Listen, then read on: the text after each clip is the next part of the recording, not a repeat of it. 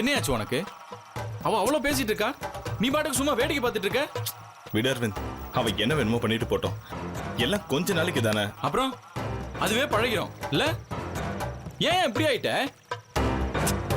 எனக்கு வர்ற கோவத்துக்கு முன்னாடி வந்தனா கூட்டிட்டு வந்து வச்சிருந்த, இப்ப இவ்வளவு கூட்டிட்டு வந்து வச்சிருக்க.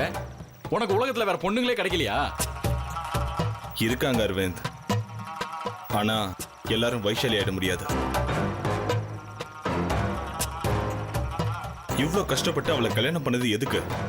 ப்ரோ, அவ உனக்கு வேணா உலக அழகியா இருக்கலாம், எனக்கு இல்ல. என்னை பொறுத்த வரைக்கும் அவெல்லாம் சும்மா. நீ வேணா தலைமையில தூக்கி வச்சுட்டு ஆடியா, அது எனக்கு தேவையில்லை. ஆனா என் விஷயத்துல அவ தலையிட்டா நான் எப்பவும் ஒரே மாதிரி இருக்க மாட்டேன், புரிஞ்சுதா?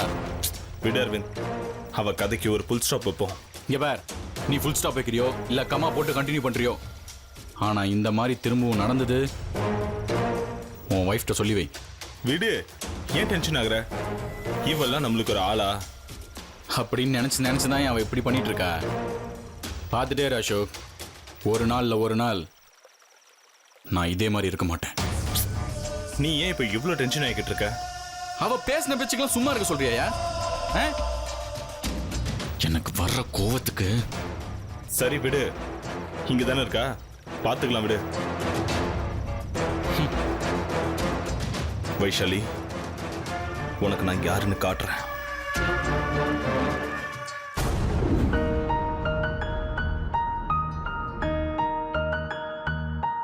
இப்ப ஆதி ஓரளவுக்கு ஓகே ஆயிட்டான் அர்ஜுன். அவனுக்கு என்ன பிரச்சனைன்னு தெரிஞ்சிருச்சு. அதுக்காக தான் சொன்னேன், அவனுக்கு ஒரு சைக்கியாட்ரிஸ்ட் தேவை, கவுன்சிலிங் தேவைன்னு. நீங்க தான் தேவையில்லாம பயந்துட்டீங்க.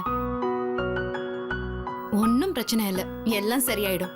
ஆதியை எப்படி பாத்துக்கணும்னு வீட்டுல இருக்கிற எல்லார்கிட்டயும் சொல்லியாச்சு. அத்தை மாமா ஆல் செட். இங்க பாருங்க, கொஞ்சம் கொஞ்சமா எல்லாம் சரியாயி ஆதி ஒரு ஹாப்பி பாய் ஆயிட போறான்.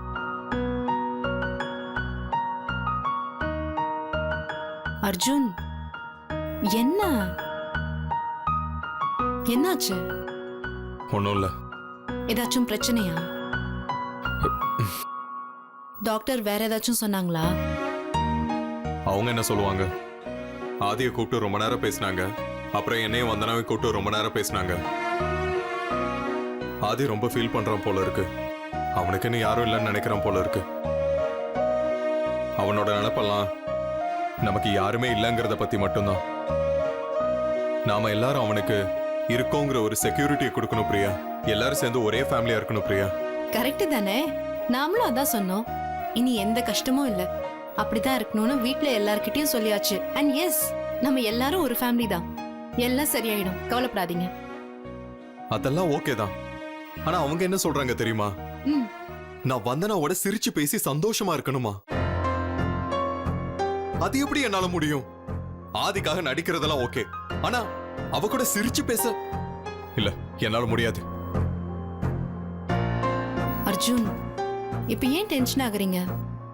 ஆதிக்காக தானே சொல்றீங்கல்ல, அப்புறம் இதுல என்ன இருக்கு? புரியாம பேசாத பிரியா. அவ இங்க வந்ததை பொறுத்துக்கிட்டதே ஆதிக்காக மட்டும்தான். அவ இந்த வீட்டுல இருக்கிறதே எனக்கு அருவருப்பா இருக்கு. ஆதிக்காக தானே சொல்றீங்க, அவனுக்காக பண்ணுங்க.